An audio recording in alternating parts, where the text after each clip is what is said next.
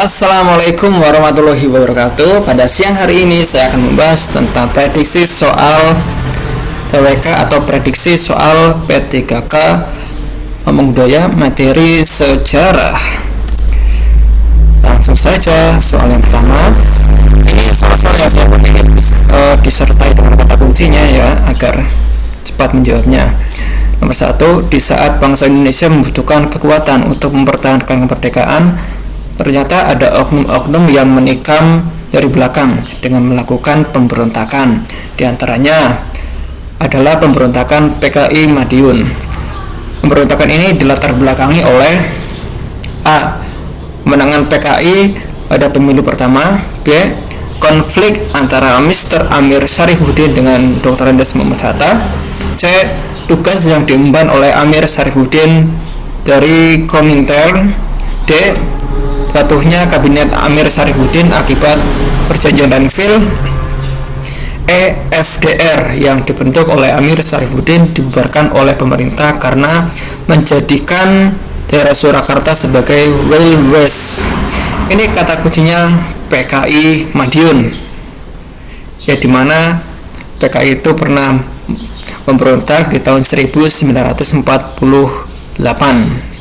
Apa hubungannya dengan perjanjian Renville?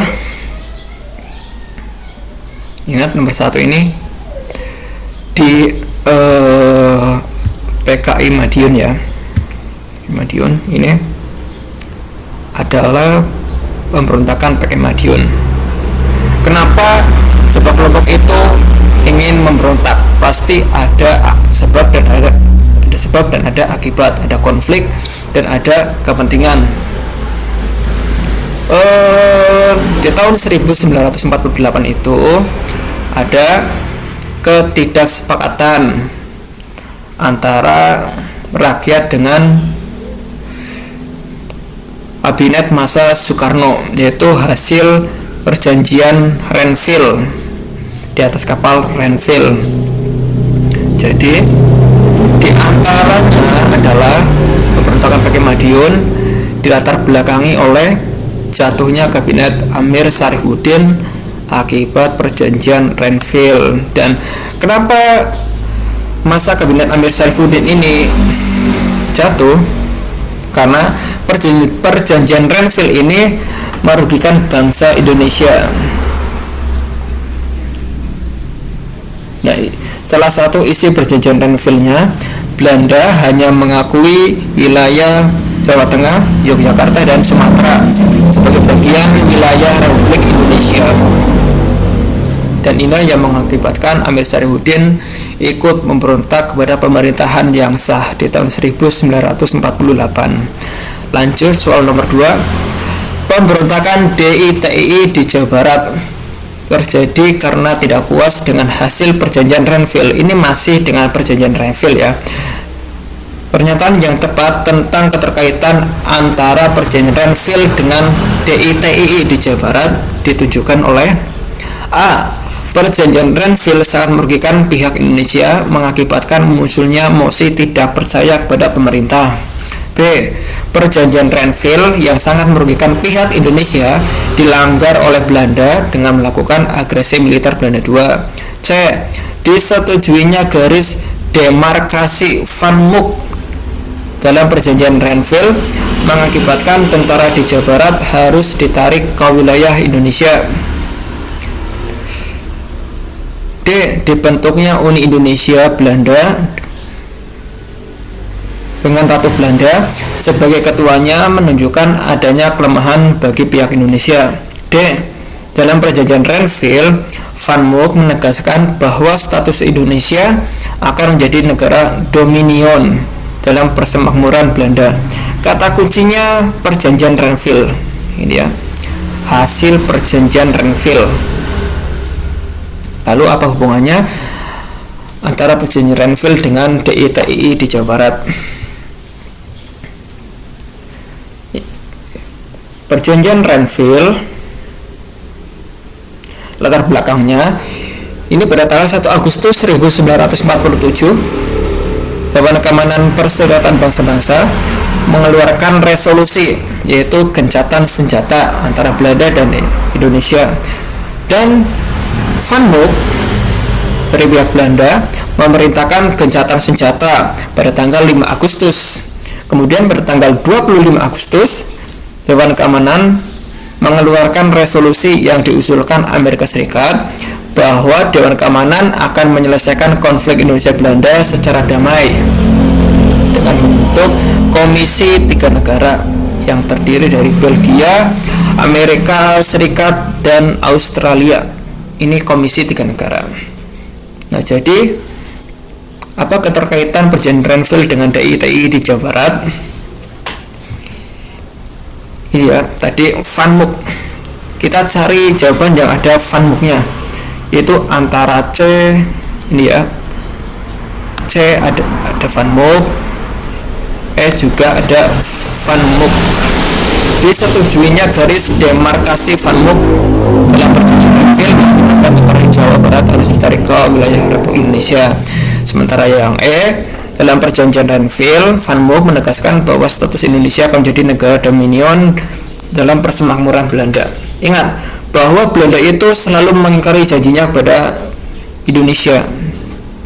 Jadi sudah jelas bahwa jawaban nomor 2 itu yang C. Disetujuinya garis demarkasi Van Mook, sehingga tentara di Jawa Barat harus ditarik ke Jawa Tengah. Lanjut soal nomor 3. Menjelang munculnya gerakan 30 September 1965, suhu politik di Indonesia memanas. PKI menyebarkan fitnah bahwa pimpinan TNI AD membentuk Dewan Jenderal untuk mengimbangi kekuatan TNI AD waktu itu. Kemudian PKI A. mengangkat semua anggota PKI sebagai anggota TNI. B. mengizinkan biro-biro khusus PKI menjadi bagian pemerintahan. C. membentuk angkatan kelima yang terdiri atas kaum buruh dan petani. D. membubarkan Partai Masyumi dan Murba. E. membentuk barisan pendukung Soekarno. Kata kuncinya itu PKI.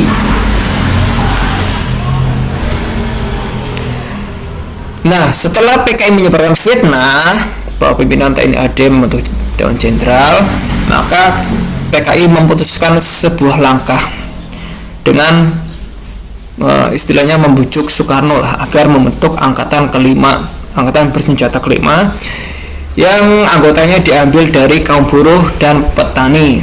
Jadi nomor 3 ini jawabannya C. Maka yang penting kita tahu kata kuncinya dan kita sering banyak membaca buku, pasti kita tahu jawabannya. Nomor 4, salah satu gangguan keamanan pada masa RIS adalah pemberontakan Andi Aziz di Makassar. Ia menolak masuknya pasukan APRIS dari unsur TNI dan menyerang markas TNI di Makassar. Langkah awal pemerintah Republik Indonesia untuk menumpas pemberontakan ini adalah A. Pemerintah menjatuhi hukuman penjara 15 tahun terhadap Andi Aziz. B. Pemerintah mengirim utusan untuk mengajak berunding Andi Aziz namun gagal. C.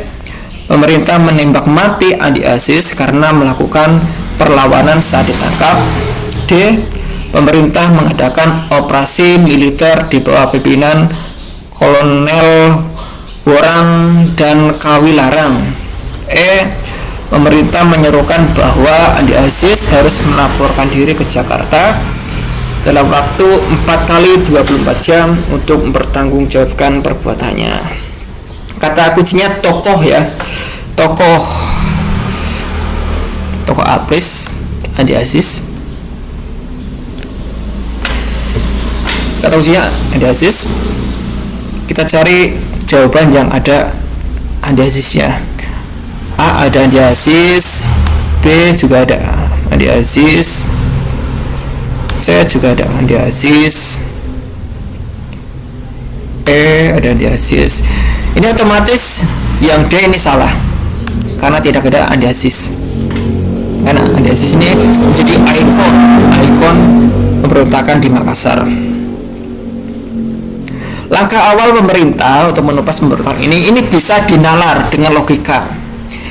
Ketika ada masalah di daerah, pasti pemerintah pusat akan memanggil tokoh yang bersangkutan untuk dimintai keterangannya. Jadi jelas ya, nomor 4 ini jawabannya yang E. Lanjut soal nomor 5. Pemberontakan permesta muncul di tengah keadaan politik yang sedang bergolak, yaitu kondisi pemerintahan yang tidak stabil dan adanya pro dan kontra mengenai konsepsi presiden tentang demokrasi terpimpin. Faktor utama penyebab terjadinya pemberontakan tersebut adalah A. Ketidaktegasan dari pemerintah pusat terhadap situasi daerah. B. Menolak masuknya pasukan-pasukan TNI ke daerah-daerah. C. Masalah otonomi daerah dan perimbangan anggaran keuangan. D. Mempertahankan kedudukan negara-negara bagian atau federal. E. Mempertahankan keutuhan negara Indonesia bagian timur. Kata kuncinya, faktor utama penyebab terjadinya pemberontakan. Ini faktor utama. Jadi di awal-awal berdirinya Republik Indonesia itu ya, otonomi daerah masih kacau balau, pembangunan masih belum optimal. Sudah jelas ini masalah anggaran. Jadi jawabannya yang C, karena waktu awal kemerdekaan itu ya, wilayah di perbatasan Indonesia itu masih tertinggal pembangunannya dibandingkan dengan pemerintah pusat yang ada di Pulau Jawa. Makanya banyak wilayah-wilayah yang melakukan pemberontakan, apalagi ada daerah yang disokong oleh pihak asing, dan itu sangat merepotkan pemerintahan Soekarno waktu itu. Lanjut soal nomor 6. Jenderal Laimena merupakan salah satu tokoh yang berperan dalam upaya mengatasi pemberontakan RMS. Cara yang ditempuh Jenderal Laimena menjalankan perannya tersebut yaitu A. Memimpin operasi militer di Maluku. B. Membujuk Saumokil untuk menyerah. C. Mengajak rakyat Maluku untuk bersatu. D. Menjadi mediator pihak-pihak yang bertikai. Atau E. Menangkap para tokoh yang lari ke Belanda. Kata kuncinya Jenderal Laimena ini ya, tokoh yang diutus oleh Insinyur Soekarno untuk menyelesaikan Republik Maluku Selatan yang memberontak kepada pemerintah Indonesia pada masa Orde Lama. Nah, Jenderal Laimena itu diutus oleh Bung Karno untuk menjadi mediator untuk menengahi pihak-pihak yang bertikai, karena di waktu itu ada CIA ya yang mencoba mengacaukan pemerintahan Indonesia dengan membentuk RMS di Maluku. Jadi jawabannya yang D, menjadi mediator pihak-pihak yang bertikai. Lanjut nomor 7. Ratu Adil. Wow, Ratu Adil. Ratu Adil berasal dari ramalan Jayabaya, yaitu pemimpin yang akan memerintah rakyat dengan adil dan bijaksana. Apakah saya itu? Hahaha. Sehingga keadaan akan aman dan rakyat makmur sejahtera. Namun mitologi tersebut dijadikan sebagai salah satu propaganda politik oleh salah satu mantan anggota KNIL untuk mencoba mencari simpati rakyat dan melakukan pemberontakan terhadap pemerintah yang sah. Tokoh pemimpin pemberontakan APRA adalah A. Raymond Westerling. B. Saumokil. C. Kolonel Kawilarang. D. Kolonel Venje Semual. E. Kapten Andi Aziz. Jawabannya yang mana ini? A, B, C, D, E. Kata kuncinya adalah APRA.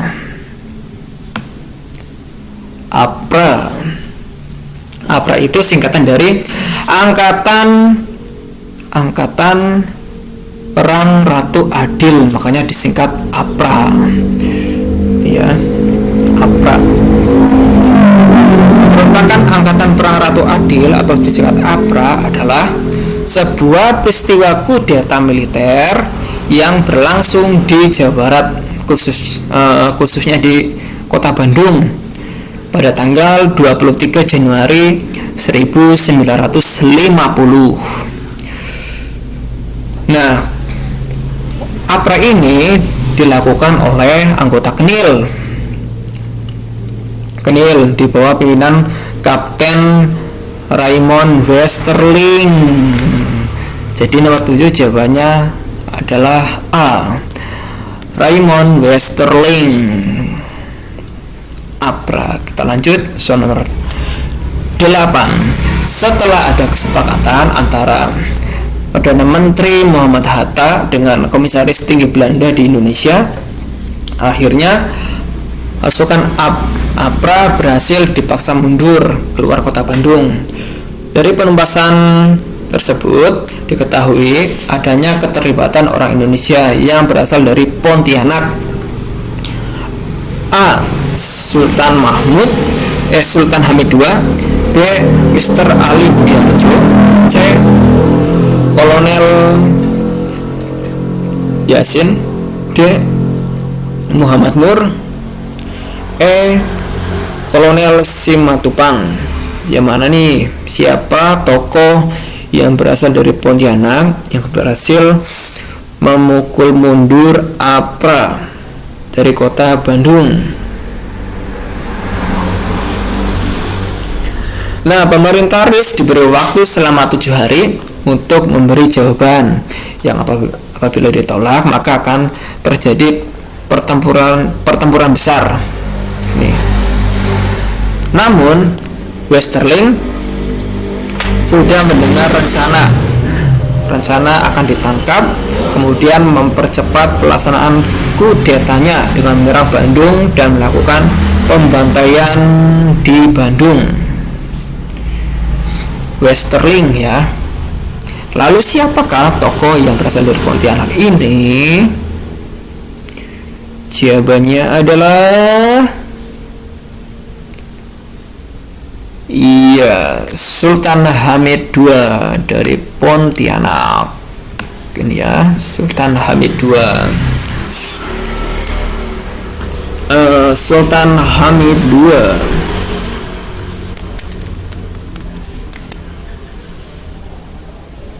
Oke, lanjut nomor 9. Pembentukan PRRI dilatar belakangi adanya kecemburuan pemerintah di daerah terhadap pemerintah pusat. Pada masa pemerintahan Presiden Soekarno, pemerintah pusat melakukan pembangunan besar-besaran, terutama di Jakarta. Akan tetapi, pemerintah pusat seperti mengabaikan pembangunan di daerah. Oleh karena itu, PRRI dibentuk sebagai ungkapan protes terhadap pemerintah pusat. Kesimpulan yang dapat dipetik dari wacana tersebut adalah A. Pemberontakan PRRI bertujuan mengganti pemerintahan pusat. B. Pemerintah pusat mengambil kekayaan daerah secara berlebihan. C. Kesenjangan pembangunan antara pusat dan daerah memicu pemberontakan PRRI. D. Pemberontakan PRRI didalangi oleh kalangan militer di daerah. E. Pembangunan daerah menjadi prioritas pemerintahan Presiden Soekarno. Kata kuncinya kesimpulan PRRI. Apa sih tujuan dibentuknya PRRI? Ya, kesimpulan yang dapat dipetik wacana PRRI. Pemerintah pusat seperti mengabaikan pembangunan di daerah, ini sudah sangat jelas ya jawabannya ini. Kita cari jawaban yang ada pemberontakannya. A, ini ada jawabannya, pemberontakan PRRI. D, ada pemberontakan PRRI. C, ada pemberontakan PRRI. Jadi antara A, C, dan D, jawabannya yang mana? Kalau yang A mungkin benar, yang C mungkin juga benar, D pemberontakan PRRI didalang oleh klan militer di daerah juga benar. Kesimpulannya dipetik PRRI.